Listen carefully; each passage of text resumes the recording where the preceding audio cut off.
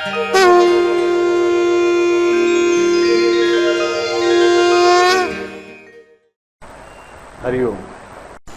आता आपल्या गेल्या काही 3 गुरुवारमध्ये आपण ज्या नामाची तरंगळी धरलेली आहे ते नाम म्हणजे श्रीकृष्ण. ओम श्रीकृष्णाय नमः. आपण पहिल्यांदा बघताना कृष्ण नावाचा अर्थ शोधायचा प्रयत्न केला. तर दुसऱ्या गुरुवारी आपण अंतःकरण चतुष्टय म्हणजे काय, चतुर्व्यूह म्हणजे काय, आणि तो आध्यात्मिक पातळीवरती वेगळा आपण आपल्या साध्या सुध्या व्यवहारामध्ये डेली जे आपण लाईफ जगतो, आयुष्य जगतो, त्या आयुष्यामध्ये हे चतुर्व्यूहाचा परिणाम काय असतो आणि त्या चतुर्व्यूह छेदनातून भेदनातून आपल्याला कसं सर्व सुख आनंद प्राप्त होऊ शकतो हे आपण बघितलं. आपण हे सगळं बघत असताना कृष्णाच्या आयुष्यातील काही घटना बघितल्या. पण आपण कुठलाही संत बघितला की जो श्रीकृष्णाच्या किंवा परमेश्वराच्या श्रीकृष्ण ह्या रूपावर प्रेम करतो. तर श्रीकृष्णाचं उत्तराखंड कितीही मोठा असला तरी सर्वात आवडतं आणि लोभसवाणं रूप असतं ते बाल श्रीकृष्ण. अगदी प्रत्येक भक्ताला, अंध सूरदासापासून जनाबाईंपर्यंत, श्री ज्ञानेश्वरांपासून तुकाराम महाराजांपर्यंत, मीराबाईपासून बहिणाबाईपर्यंत प्रत्येक भक्ताला या श्रीकृष्णाच्या बाललीलांनी वेळ लावलेला.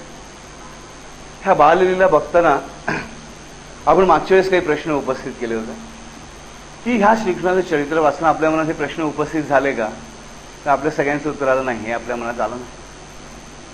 आपल्या मनामध्ये बऱ्याच वेळा काही जणांनी अशी शंका बोलून दाखवली की परमेश्वराच्या चरित्राबद्दल असे प्रश्न विचारणं हे पाप आहे.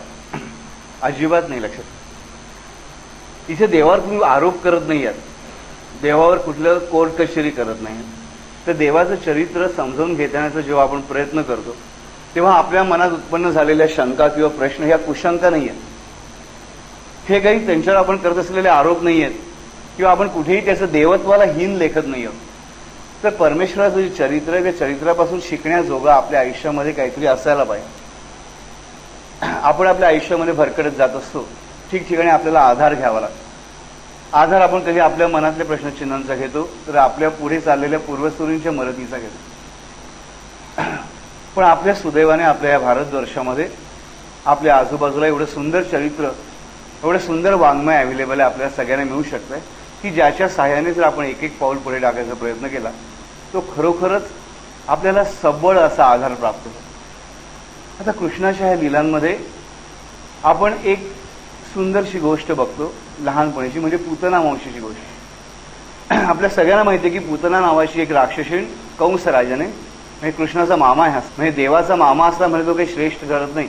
तो असुर तर असुरच आहे, आणि जर तो वाईट असेल तर देव आपल्या मामाचा सुद्धा घात करायला कमी करत नाही. ही गोष्ट लक्षात ठेवली पाहिजे. म्हणजे एखादी व्यक्ती किती श्रेष्ठ असली पण तिच्या आजूबाजूचे नातेवाईक, मामा काका हे मावशी आता काही श्रेष्ठ ठरत नाही. इकडे कृष्णाच्या चरित्रामध्ये पहिली गोष्ट आपण ही बघायला पाहिजे की आपल्या इकडे कसं असतं, आपण डोळे बंद करून काही वेळा काही गोष्टी ऍक्सेप्ट करतो. तसं कधी झालं नाही. कृष्णाच्या आयुष्यामध्ये कळतं की त्याच्या आईचा सख्खा चुलत भाऊ आहे, त्याने त्याच्याशी काही वागलं. असं म्हणजे वाईट आहे म्हटल्यानंतर कृष्णाने त्याचा संहार केलेला आहे. किंवा ह्याच कृष्णाने अर्जुनानंतर गीतेमध्ये सांगले की हे तुझे आजोबा आहेत, हे तुझे काका आहेत, हा तुझा चुलत भाऊ आहे, ह्याचा विचार न करता ते वाईट आहे म्हणून त्यांचा संहार जरूर कर. आपण संहार करावा असं माझं म्हणणं नाही, पण वाईटाला वाईट म्हणण्याची ताकद आपल्याकडे असली पाहिजे. एवर तो माझा आहे म्हणून त्याला चांगलं म्हणणं ही योग्य गोष्ट नाही. तर ही जी पूतना मावशी आलेली आहे तिला कंसानेच पाठवलेलं आहे कृष्णाच्या नाशासाठी. आणि ही पूतना येते कशी, ते एका सुंदर स्त्रीचं रूप घेऊन कृष्णाला दूध पाजून मारण्यासाठी, कारण तिच्या स्तनांमध्ये विष असतं. आता गोष्ट अशी आहे की कृष्ण हिचं दूध पिता पिता रक्त शोषून घेतो आणि पूतनाचा देहत्याग होतो. जेव्हाही पूतना देहत्याग करून वर जायला लागतो, तिचा आत्मा म्हणा काही म्हणा, तर त्यावेळेस गोलोकामध्ये बसलेला श्रीकृष्ण किंवा विष्णू लोकातला विष्णू उभा राहतो आणि नमस्कार करतो. तर तेव्हा माता लक्ष्मी बाजूला बसली असते, ती विचारते की हे काय भगवान, कोणासाठी उठून उभे राहिलं तुम्ही? नाही, माझी आई येते. लक्ष्मी गोंधळते की विष्णूची आई, श्रीकृष्णाची आई कोण आहे एवढी, ती कुठून येते? तर बघायला लागते ती पूतना राक्षसी वर येते. श्रीकृष्ण ती विचारते, हे का, हिने तर तुला दूध पाजून मारायचा प्रयत्न केला असेल, पण हिने मला दूध पाजलं म्हणून ती माझी आईच आहे. आणि हे लक्ष्मी, मी तुला आता हिची पूर्व कथा सांगतो की जेव्हा मी वामन अवतारामध्ये बळीचा नाश करण्यासाठी त्या बळीच्या गृहामध्ये गुहामध्ये आलो, त्या क्षणाला बळीची एक सुंदर कन्या होती, तेजस्वी. ही जी कन्या तेजस्विनी आहे बलीची, हीच पुढे पूतना झालेली. ही तेजस्विनी कन्या ज्या क्षणी ह्या वामनाला येताना बघते तर तिच्या मनामध्ये भाव उत्पन्न होतो की किती सुंदर बालक आहे हे बालक, असंच बालक मला व्हावं अशी माझी इच्छा आहे परमेश्वरा, ती तू पूर्ण कर. की अशा बालकाची आई होऊन ह्याला स्तनपान द्यायला मला आवडेल. ती पण खूप भक्त आहे, चांगली भक्त आहे, मनापासून भक्त आहे. लक्षात ठेवा परमेश्वराची. परमेश्वर तिला तथास्तु म्हणतो की मी तुझं बालक होईन, तू मला दूध पाजशील.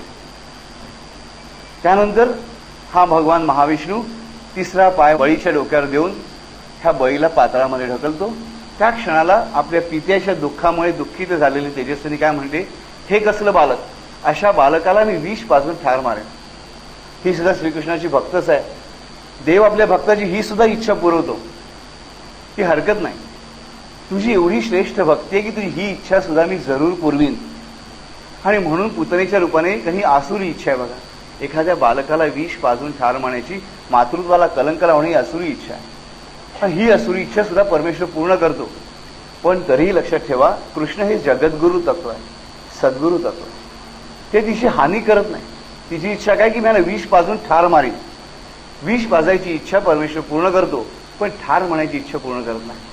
म्हणजे ठार म्हणायची इच्छेने तिला पातक लागू शकतं. जेव्हा परमेश्वरावर संपूर्ण विश्वास टाकून आपण आपलं कर्म चांगल्या रीतीने, शुद्ध रीतीने करण्याचा प्रयत्न करतो, मनापासून तळमळीने प्रत्येक प्रयत्नाच्या आड येणारी प्रत्येक गोष्ट दूर करतो, त्या क्षणी परमेश्वर आपली प्रत्येक इच्छा पूर्ण करतो.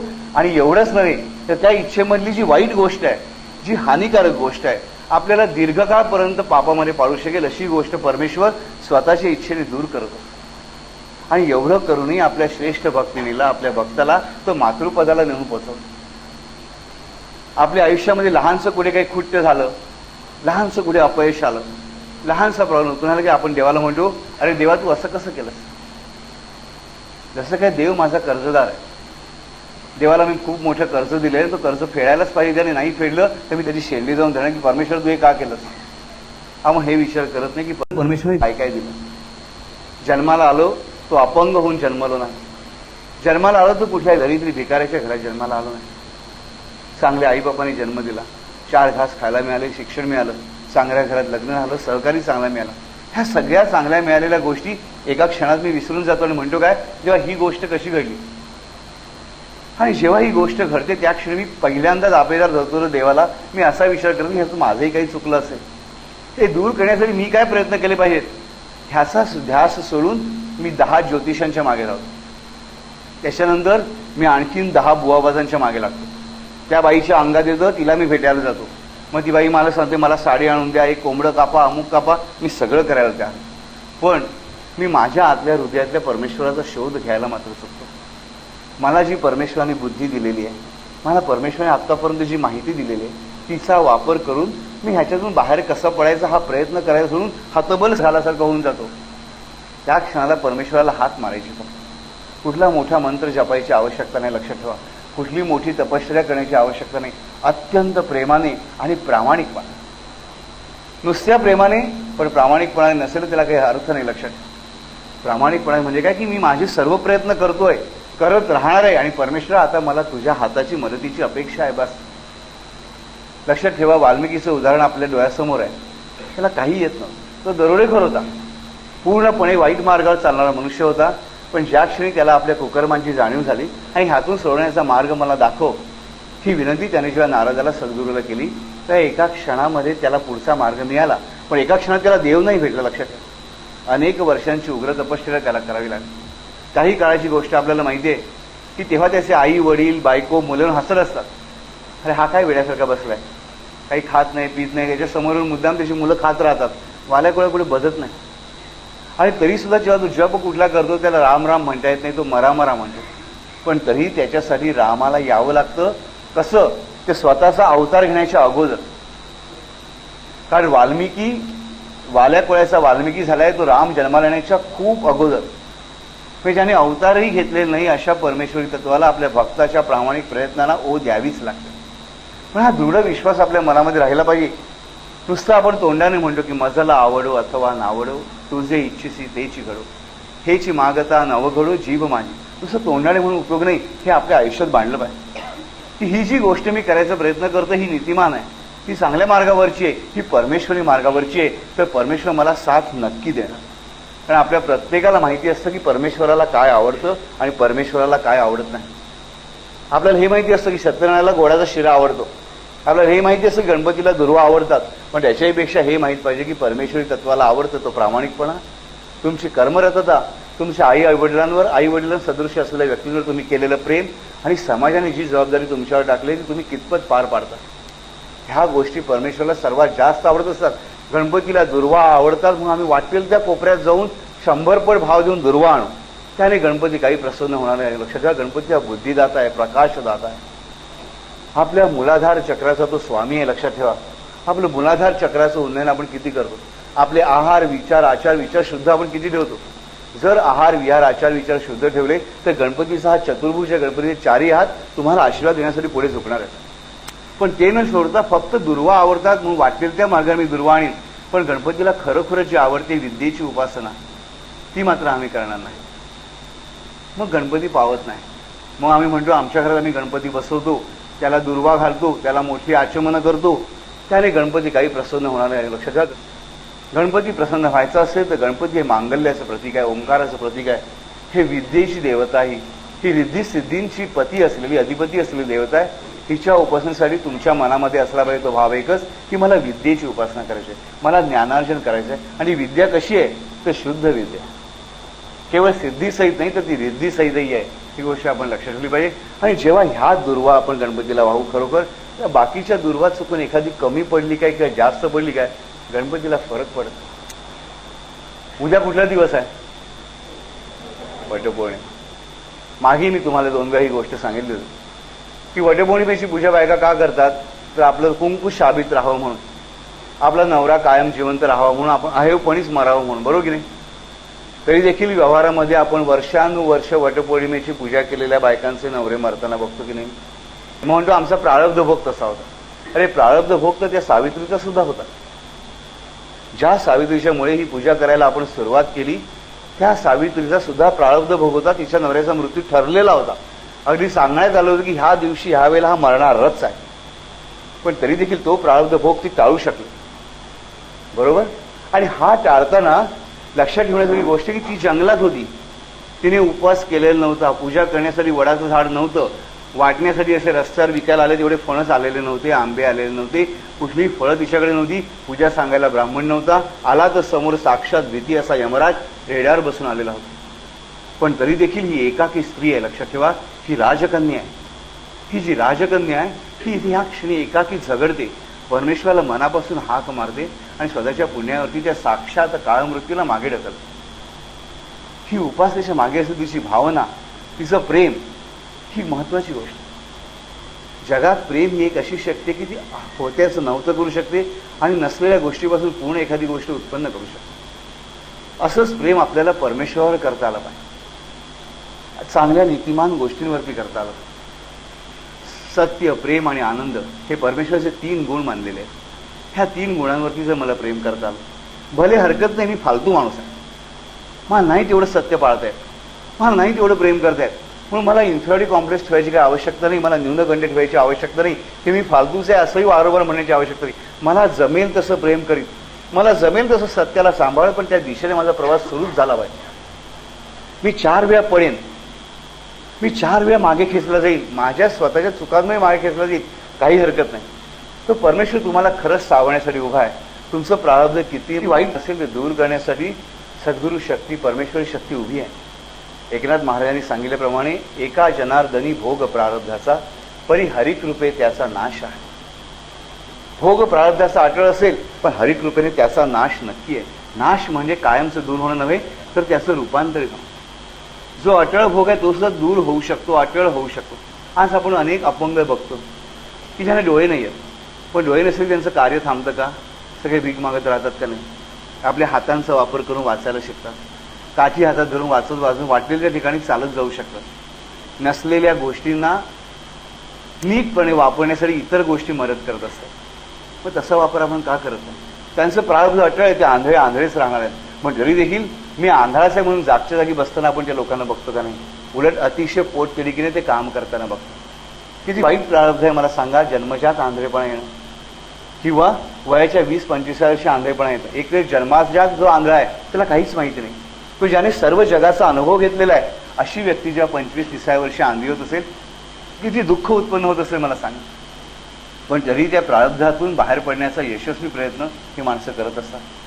पुस्तकं वाचतात, MA होतात. आपण मध्ये पेपरमध्ये वाचलं असेल की आज 2 मुली PhD करतात ब्रेल लिपीमधून शिकलेल्यामुळे. मग ह्यांचं प्रारब्ध टळलंच ना, ह्यांचं प्रारब्ध रूपांतरित झालं. त्यांना काही डोळे नाही आले, लक्षात ठेवा, पण त्यांच्या डोळ्यांचं काम करायला त्यांचे हात तयार झाले, त्यांची वाणी तयार झाली, त्यांचे पाय तयार झाले, त्यांनी मिळवलेलं ज्ञान, त्यांचे परिश्रम तयार झाले. ते एका जनार्दनी भोग प्रारब्धाचा परी हरिकृपे त्याचा नाश आहे, हे सर्वस्वाने आपल्या लक्षात कायम राहिलंच पाहिजे. कारण हे जर आपल्याला राहायचं असेल तर वटपौर्णिमेच्या पूजेला खरा अर्थ प्राप्त होतो. वटपौर्णिमेसारख्या ज्या पूजा आहेत, मी ह्या पूजेला दोष देत नाही, लक्षात ठेवा. कर्मकांड हे आवश्यक आहे. आपल्या घरात बाळ असतं ना, बाळ वाढत असतं, आपलं महत्त्वाचं काम काय, बाळाला अन्न देणं, बाळाला चांगले संस्कार करणं. पण तरीही आपण आपल्या प्रेमापोटी वाढदिवस साजरा करतो की नाही. बाळाला छान छान कपडे आणतो, बाळाला केक आणतो, 10 माणसं बोलावतो, फोटो काढतो, सगळे आपण विधी करतो की नाही. कोणी म्हणेल त्याची आवश्यकता नाही आहे, पण त्याची आवश्यकता माझ्या मनासाठी, माझ्या मुलावर माझं जे प्रेम आहे ते दाखवण्यासाठी नाही, तर ते प्रगट करण्यासाठी. मी बाळाचे लाड करत असतो, अगदी महागाचा फ्रॉक किंवा कपडे आणतो, चांगली मिठाई आणतो, आवडते पदार्थ आणतो. हे कशासाठी आहे? हे करणं म्हणजे प्रेम नव्हे, पण हे प्रेम प्रगट करण्यासाठी. त्याचप्रमाणे ह्या केलेल्या पूजा, ही केलेली व्रत वैकल्य, परमेश्वराच्या मूर्तीला आपण चढवलेले हार किंवा घातलेले पितांबर किंवा वस्त्र, हे आपण देवाचं केलेलं कौतुक आहे. आपण देवी महात्म्य वाचतो, बऱ्याच जणांनी सप्तशती आता वाचली असेल. त्याच्यामध्ये स्पष्ट शब्दात सांगितलेलं आहे की संपूर्ण रफार मात्रा सगळं नीट पाळलं गेलं, संस्कृतचे उच्चार अगदी सुंदरपणे केले गेले, तरी जर त्याच्या मनात भाव नसेल तरी सप्तशती वाचल्याचं त्याला पुण्य लागणार नाही. हा सर्वात महान ग्रंथ मानला जातो. तो ग्रंथ तुम्हाला तेच सांगतो. तर ह्या रीतीने आपल्याला शिकायचं हेच या श्रीकृष्णाच्या गोष्टीपासून, की आपल्याला जर चांगलं कार्य करायची इच्छा आहे, आपल्या जीवनात आनंद मिळवायची इच्छा आहे, तर तो आनंद फक्त आपल्याला कुठे मिळू शकेल, की जो आनंदाचा साठा आहे त्याच्याकडेच. साधी गोष्ट आहे, आपल्याला जर एखादी वस्तू विकत घ्यायची आहे तर आपण कुठल्या दुकानात जाऊ, ज्या दुकानात ती वस्तू मिळते त्याच. तांदूळ विकत आणायचं म्हटल्यावर आपण कपड्याच्या दुकानात जाणार नाही, जिकडे तांदूळ मिळतात त्याच दुकानात गेलं पाहिजे. जर आपल्याला आपल्या आयुष्यात आनंद आणायचा आहे तर जिकडे आनंद मिळतो अशाच ठिकाणी जायला पाहिजे. जिकडे दुःख मिळतं त्या दुकानात जाऊन दुःख विकत आणून चालेल का? नाही चालेल. मग आनंद मिळण्याची डेफिनेट जागा, 100% जागा म्हणजे परमेश्वरी तत्व. आणि परमेश्वराच्या दुकानात जाण्याचा एकमेव मार्ग म्हणजे जे 3 परमेश्वरी गुणधर्म आहेत, सत्य, प्रेम आणि आनंद. तर ह्या 3 मार्गातून आपल्याला परमेश्वराकडे यायचं, लक्षात ठेवा. आता तुम्ही म्हणाल आनंदाकडे जायचं आहे आणि आनंदाच्याच मार्गावरून जायचं कसं? तर एक सुंदर वाक्य इंग्लिशमध्ये आहे, happiness is not at the end of the road but happiness is along the road. एखादी गोष्ट पूर्ण झाली म्हणजेच मला आनंद मिळाला, मी चुकतो तिकडे, मी माझी सहजता गेली. मी कार्य करत असताना मग धडपड करून कार्य करतो, ते मिळेपर्यंत त्याचं फळ जेव्हा मिळतं मी थकून गेलेला. मी एका जागी बसून जातो, त्याचा आनंद मी उपभोगूच शकत नाही. पेक्षा कशाची स्पर्धा करा. माझ्या शेजारणीच्या घरी गाडी येऊ दे ना, आली तर काय बिघडलं? मी कशाला नवऱ्याला सांगतो वाईट मार्गाने पैसा कमवू नको, काही जरूर नाही.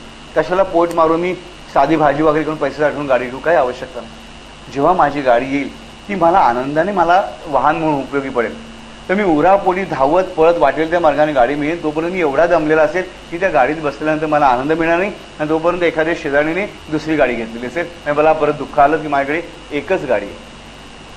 त्यापेक्षा चालण्याच्या मार्गावरती मला आनंद मिळाला पाहिजे. आणि हा आनंद खूप महत्त्वाचा आहे, लक्षात ठेवा. की चालत असतानाचा आनंद आणि चालल्यावर ज्या ठिकाणी पोहोचायचं त्या ठिकाणी मिळणारा आनंद, ह्या 2 गोष्टी वेगळ्या नाही. ज्याला ज्या ठिकाणापर्यंत जायचं आहे त्या ठिकाणापर्यंतच्या प्रवासात आनंद मिळत नाही, त्याला ज्या ठिकाणावर पोहोचल्यानंतर आनंद कधीच मिळत नाही. म्हणून परमेश्वरापर्यंत जाण्याचा जो मार्ग आहे तो सत्य आणि प्रेम, आणि त्या मार्गावर प्रत्येक क्षणाला मिळणारा आनंद तुम्हाला परमेश्वराकडून आनंद मिळवून देऊ शकेल. आता ही कशी गोष्ट आहे, जातानाही आनंद तिकडेही आनंद. आपण नेहमी एक श्लोक म्हणतो, ओम पूर्णमिदं पूर्णमिदः पूर्णात पूर्णमुदच्यते पूर्णस्य पूर्णमादाय पूर्णमेव अवशिष्यते. आपल्याला काही कळत नाही ही गोष्ट, बरोबर. ब्रह्म, सत्य, जगन, मिथ्या, माया बिया ह्या गोष्टी आपल्याला नाही कळणार, मला कळत नाही. आणि त्या कळून घेऊन आपल्याला खूप फायदा होईल असंही मला वाटत. आपण साधी माणसं. महत्त्वाची गोष्टीकडे आपण ज्ञानेश्वरांनी सांगितल्याप्रमाणे लक्षात घ्यायचे की एक आई आहे, तिच्या पोटात बाळ वाढतंय.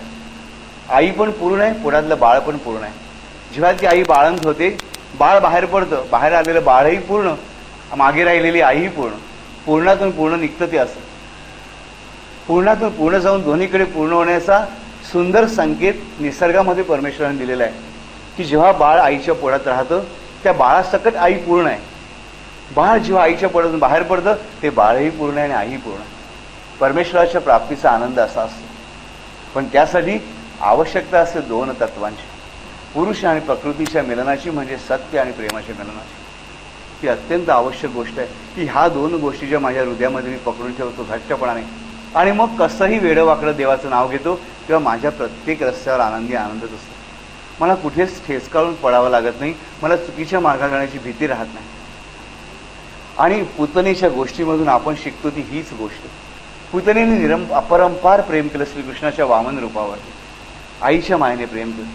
पुढे तरी ती चुकली. चुकली म्हणजे काय? स्वतःच्या बापाला मारतोय जो मनुष्य, त्याच्याबद्दल तिला वाईट वाटणं स्वाभाविक आहे. कृष्णाने तिच्याबद्दल पुढे राग धरलेला नाही बघा.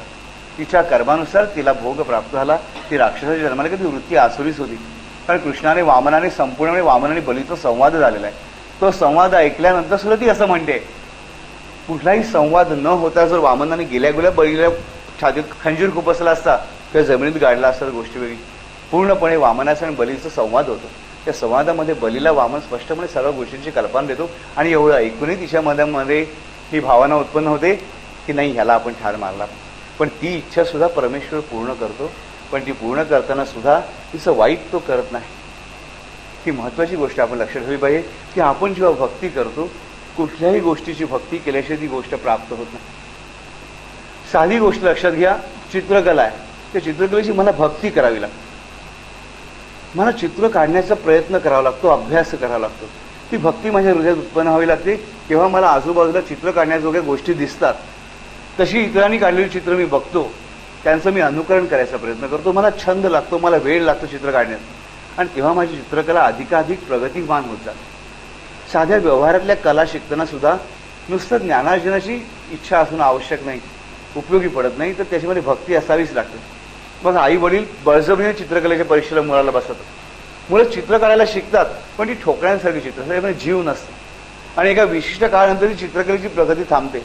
पण जेव्हा स्वतःच्या मनापासून मूळ चित्र काढायचा प्रयत्न करतं, वेडं वाकडं कसं होईना चित्र काढत पुढे जातं, तर ते महान चित्रकार होईल.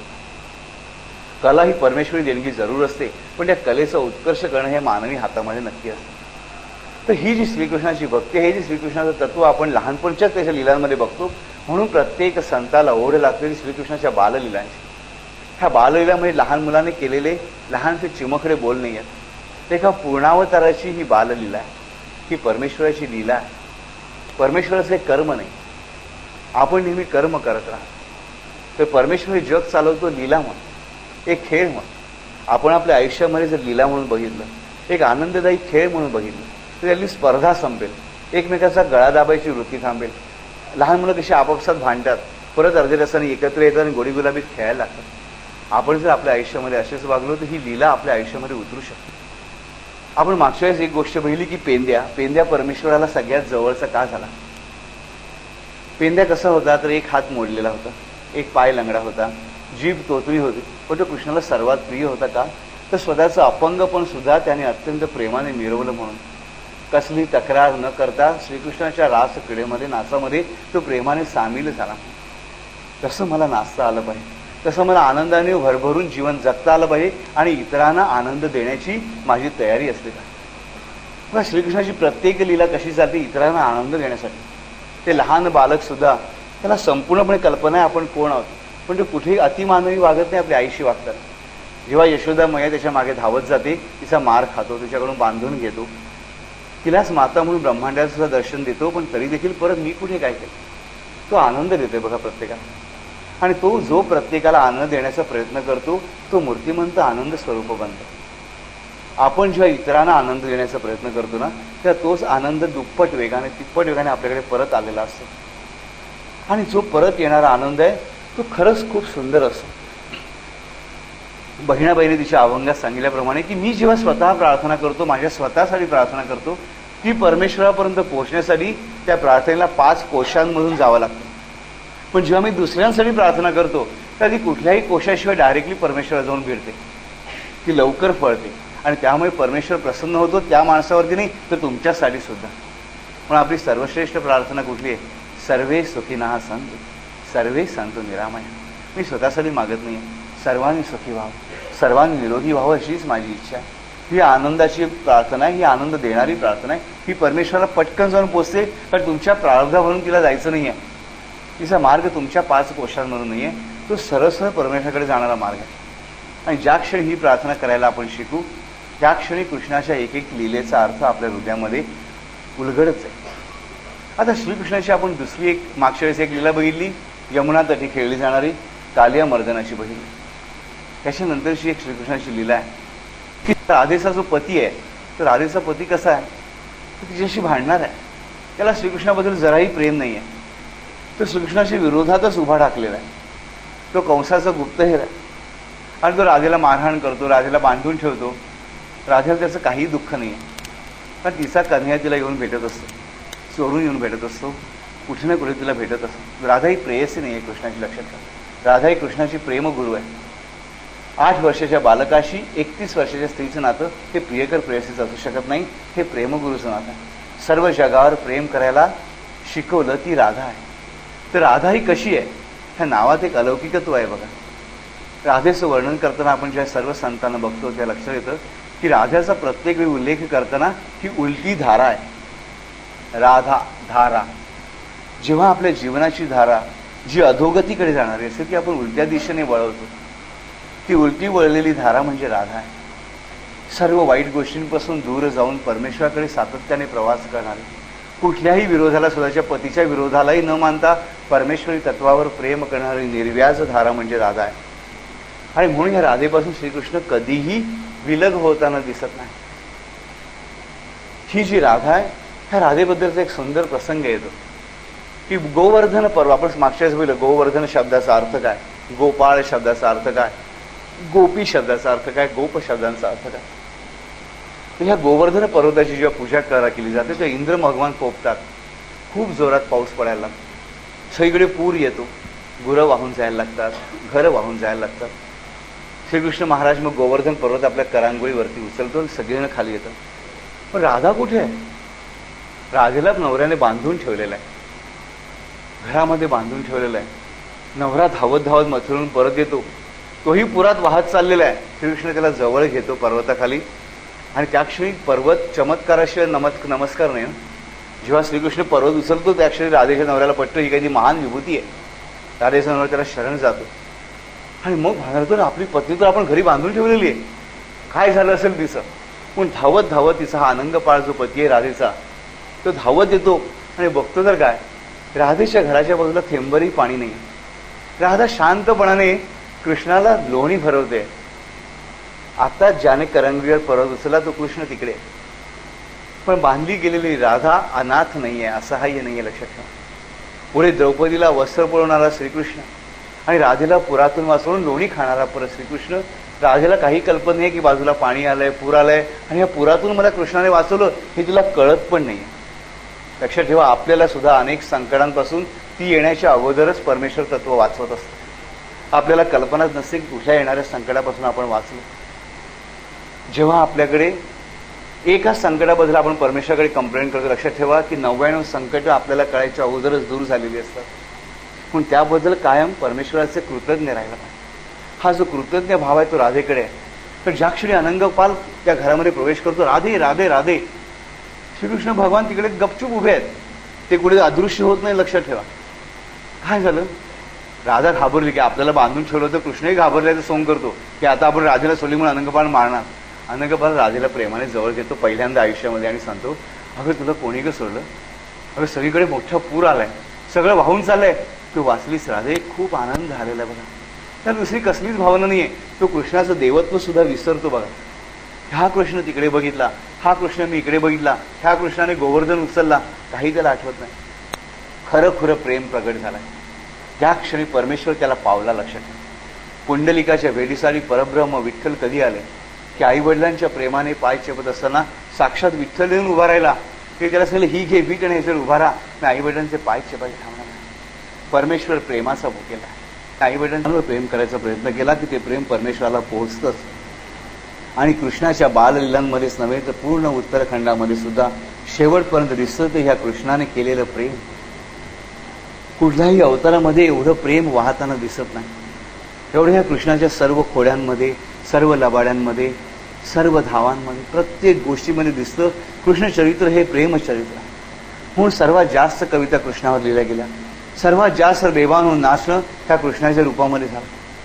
मीराबाईला वेड लागलेलं आपण बघितलं. बहिणाबाईला नाचत गात गोठ्यामध्ये शेणामध्ये फसलेलं आपण बघितलं. ह्या सावळ्या विठ्ठलाच्या रूपामध्ये स्वतःच्या पोटच्या गोळ्याला पायाखाली तोडवताना शुद्ध हरपलेला गोरा कुंभार आपण बघितला. फाशी दिली जाणारी जनाबाई आपण बघितली. तर एकच लक्षात येतं की या सावळ्या श्रीकृष्णाचं प्रेम अपरंपार. त्याने आपल्या भक्तांवर केलेलं प्रेम, त्याने द्रौपदीवर केलेलं प्रेम, त्याने आपल्या मातेवर केलेलं प्रेम, त्याने आपल्या शत्रूंवर केलेलं प्रेम सुद्धा किती सुंदर आहे. लक्षात, श्रीकृष्णाचं चरित्र हे प्रेम स्वरूप आहे. हे प्रेम आपण शिकलं पाहिजे. हे प्रेम आपल्या आयुष्यामध्ये उतरलं पाहिजे. प्रेम सुद्धा आम्ही मुलांवर का करतो तर ही मुलं पुढे आपले पांग फेडतील म्हणून. पुढे मुलाने असं म्हणाल नको बापाने काही केलं नाही. हा विचार करून ज्या क्षणी तुम्ही मुलांसाठी काही करता लक्षात ठेवा मुलं तुम्हाला नक्की अनाथाश्रमात ठेवणार आहेत. मोठे आलं 100% वृद्धाश्रमात जे भरभरून वाहत आहेत त्यात फक्त मुलांची चूक नाहीये, आई वडिलांची तेवढी चूक असलीच पाहिजे. लक्षात ठेवा. आपण सुद्धा नुसत्या कॅल्क्युलेटिव्ह दृष्टीने जर मुलांकडे बघणार असू की ही मुलं माझे पुढे पांग फेडणार आहेत, पुढे ह्याने का शिकवतं माझं नाक वर राहावं म्हणून. मुलगा पहिला आला, माझा मुलगा पहिला आला आणि ती जाऊन सांगतो कोणाला जिचा मुलगा फेल झाला तिला पहिल्यांदा. तिकडे समजायचं देव माझ्यापासून लांब गेला. माझ्या मुलाला सुद्धा मी काय शिकवतोय, मत्सर करायला शिकवतोय, लोकांना हिणवायला शिकवतोय आणि तेच हिणवून एक दिवस मुलगा मला करणार आहे. काय म्हाताऱ्या काय करतोय दिवसभर घरात बसून, त्याला बाहेर टळ. लक्षात ठेवा, कारण हिणवायला त्याला मी शिकवलंय. जो कमी आहे, जो अशक्त आहे, जो अपंग आहे त्याच्याकडे फालतू दृष्टीने बघायला मी त्याला शिकवलंय. आणि म्हणून जेव्हा मी वृद्ध होणार आहे, मी अपंग होणार आहे, मी पैसाहीन द्रव्यहीन होणार आहे, त्या क्षणी तेच हिणवणं माझ्या नशिबी सुद्धा येणार आहे. ही बीजं मी रोवलेली असतात. पेरावं तसं उगवतं ही सगळ्या त्या ठिकाणी आहे.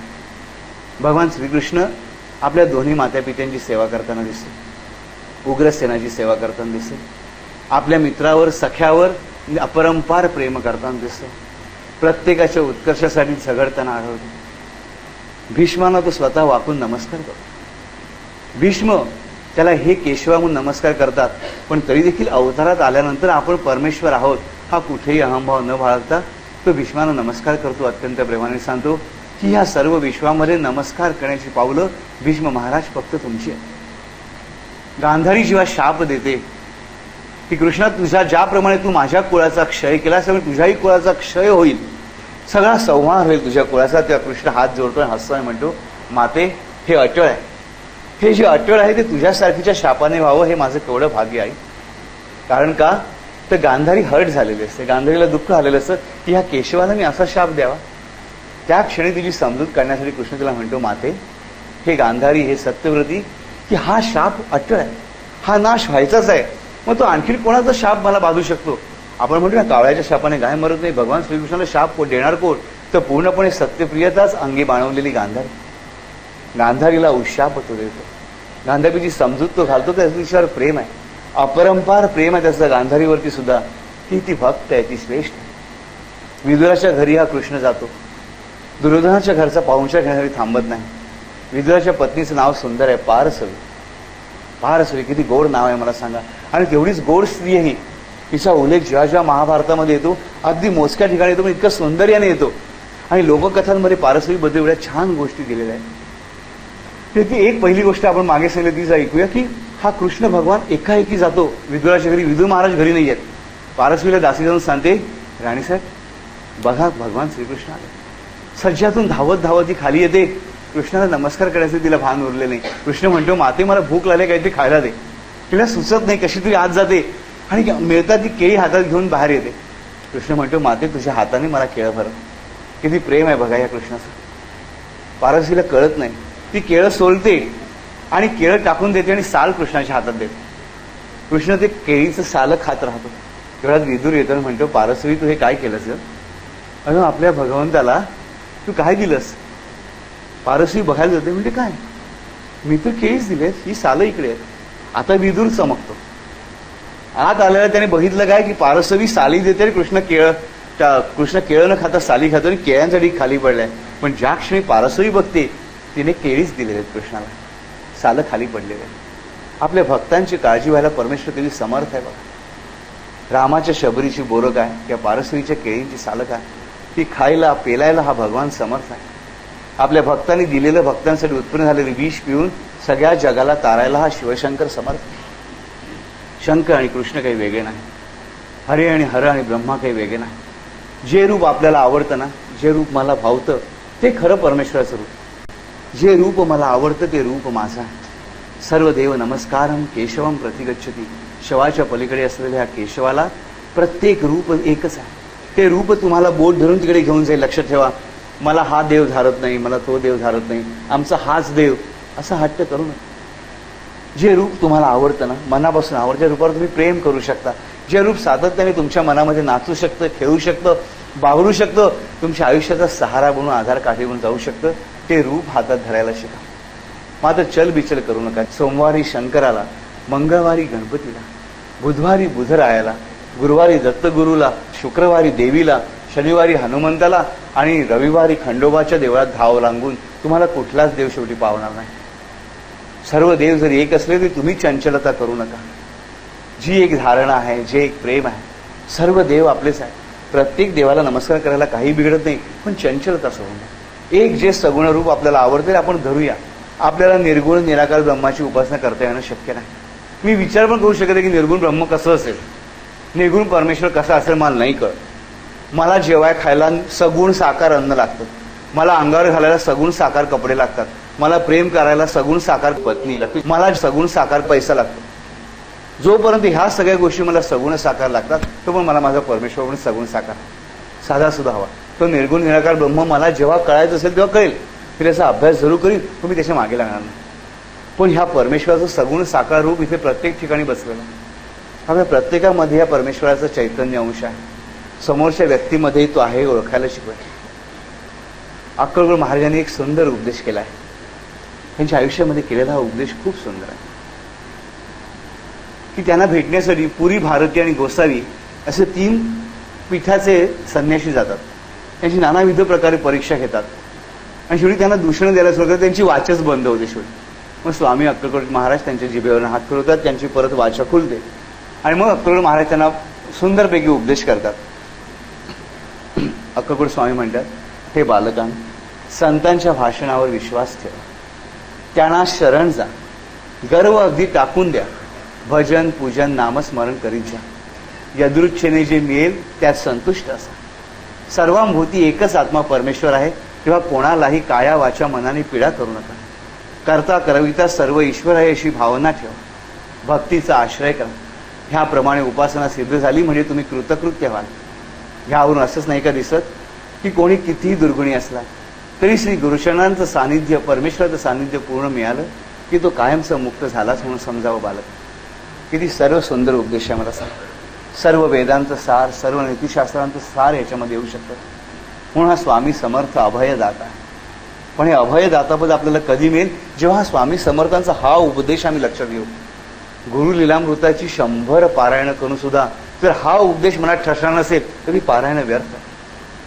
साई सच्चिदानंदाची 200 पारायण केली तर साईबाबांनी जे सांगायचा प्रयत्न केला ते जर आम्ही मनात ठेवलं नाही ते सगळं फुकट आहे. साईबाबांनी काय सांगायचं की माझ्या लाडक्यानं तुम्ही जोर मारायला लागा की मी तुमच्या पाठीशी दुधाची वाटी घेऊन उभा आहे.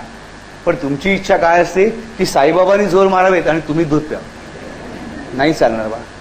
साईबाबांनी त्यांच्या चरित्रात ही महत्वाची गोष्ट सांगितली की तुम्ही जोर मारू लागा की दुधाची वाटी घेऊन तुमच्या पाठीशी उभा आहे. ते मात्र आम्ही लक्षात घेत नाही.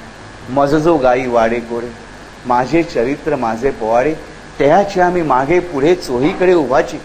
वाडं कोडं कसंही, वेडं वाकडं कसंही, अगदी गर्भगीतासारखं गायला ती हरकत नाही. पण काय गाणं म्हणा, नुसती स्तुती स्तोत्र नाही. परमेश्वराला त्याची स्तुती आवडत नाही. माझे चरित्र माझे पोवाडे. पोवाड म्हणजे विजयगाथा, सत्याची विजयगाथा म्हणजे पोवाड. तर माझ्या सच्चरित्राची, साईनाथाच्या सच्चरित्राचा पोवाडा जर तुम्ही गायलात, वेडा वाकडा गायलात, गाण्याचा मराठीतला सुद्धा अर्थ काय, नुसतं गाणं म्हणजे गाणं म्हणणं नव्हे तर प्रगट करणं. ते तुमच्या आयुष्यामध्ये तुम्ही प्रगट केलं सच्चरित्र तर मी तुमच्या मागे पुढे चोहीकडे उभाच आहे. श्रीकृष्णाच्या चरित्रामध्ये प्रत्येक ठिकाणी आपण हीच गोष्ट बघतो. हे प्रेम, ही लीला, हे आपल्या आयुष्यामध्ये उतरवायचा प्रयत्न करूया. तो महान आहे म्हणून सोडून देऊया नको. तो महान आहे, मी लहान आहे, हरकत नाही, पण लहानसा अंश का होईना माझ्या आयुष्यामध्ये उतरवू शकलो तर ते महान परमेश्वर माझ्यावर नक्की कृपा करा. आज त्याच भावनेने आपण श्रीकृष्णाचं परत स्मरण करूया. आज मात्र आपण नेहमी सारखं नुसतं श्रीकृष्णानं न म्हणता मागच्या जसं आपण अंतःकरण चतुष्टयाची प्रार्थना केली, तर आज आपण प्रार्थना करूया ह्या गोपालाची, ह्या बाल गोपालाची. तेव्हा आपण आज परमेश्वराचं आवाहन करूया. ओम श्री बाल गोपालाय नमः. 5 वेळा. ओम श्री बाल गोपालाय नमः. ओम श्री बाल गोपालाय नमः. ओम श्री बाल गोपालाय नमः. ओम श्री बाल गोपालाय नमः. ओम श्री बाल गोपालाय नमः. हरि ओम.